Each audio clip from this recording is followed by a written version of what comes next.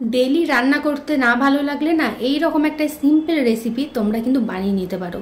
এত সহজে বানানো হয়ে যায় আর এতটাই টেস্টি লাগে খেতে যে একটা আইটেমেই একদম পুরো ভাত একদম হাফিস হয়ে যায়। তো আমি আজকে তোমাদের সাথে শেয়ার করছি ডিমের তেলানির রেসিপি। আমি কিভাবে বানাই সেটাই আজকে তোমাদের সাথে শেয়ার করছি। প্রথমে একটা পেঁয়াজ নিয়ে নিয়েছি, পেঁয়াজটাকে একদম ছোট ছোট করে আমি কেটে নেব। তো ওরকম ছোট ছোট করে কাটতে প্রচুর টাইম লাগে বলে আমি চপারে করে এটাকে কেটে নিচ্ছি। আচ্ছা, যদি এই চপারের লিঙ্কটা তোমরা নিতে চাও তাহলে আমাকে কমেন্ট করে বলো, আমি তোমাদের সঙ্গে লিঙ্ক শেয়ার করে দেবো। এরপরে কড়াই দিয়ে দিলাম সর্ষের তেল, যেহেতু ডিমের তেলানি তেলটা একটু বেশি লাগে। তারপরে ফোড়নে দিয়ে দিলাম কালো জিরে আর কাঁচা লঙ্কা। তোমরা চাইলে গরম মশলাও দিতে পারো, তবে আমার কালো জিরের ফ্লেভারটা বেশি ভালো লাগে। এরপরে পেঁয়াজটা দিয়ে ভালো করে পেঁয়াজটাকে একটু ভেজে নেব লাল লাল করে। এরপরে অ্যাড করে দিলাম আদা বাটা আর রসুন বাটা। আদাটা ফ্রিজে ছিল তাই একটু বরফ বরফ হয়ে গেছিলো। তো এরপরে ভালো করে এটাকে মিশিয়ে নেব যতক্ষণ না আদা রসুনের কাঁচা গন্ধটা চলে যায়। তারপরে আমি অ্যাড করে দিলাম একটা টমেটোকে সুন্দরভাবে পেস্ট করে নিয়ে সেটাকে আমি এখানে অ্যাড করে দিয়েছি। যেহেতু আমি লাল লঙ্কার গুঁড়ো ইউজ করি না, সেহেতু আমি একদম লাল লাল টমেটো এখানে পেস্ট করে দিয়েছি যাতে কালারটা ভালো আসে।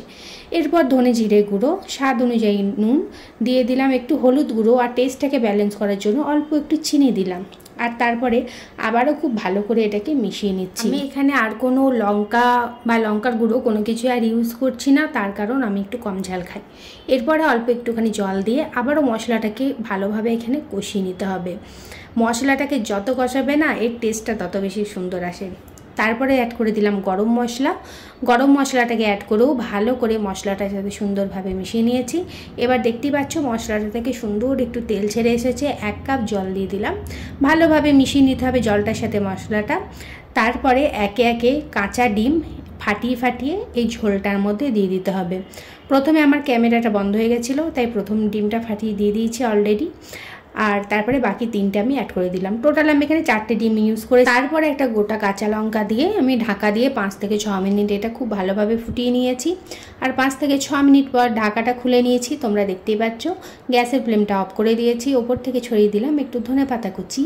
এরপর গরম গরম আমি সার্ভ করে দেবো। তোমরা দেখে বুঝতেই পারছো এটা কতটা টেস্টি হয়েছে খেতে। তো এবার আমি গরম গরম ভাতের সঙ্গে সার্ভ করে দেবো ডিমের তেলানি। আজকে ভিডিওটা কেমন লাগলো অবশ্যই কমেন্ট করে জানাবে। ভিডিও ভালো লাগলে অবশ্যই একটা করে শেয়ার করে দিও। আর আমার পেজে যদি নতুন হয়ে থাকো পেজটাকে ফলো করে পাশে থেকো। যদি তোমরা ইউটিউব চ্যানেল থেকে দেখে থাকো তাহলে চ্যানেলটাকে সাবস্ক্রাইব করে পাশে থেকো। আবার দেখা হবে অন্য কোনো এক নতুন কুকিং ব্লগে। আজকের মতন টাটা সবাইকে। সবাই খুব ভালো থাকবে, সুস্থ থাকবে।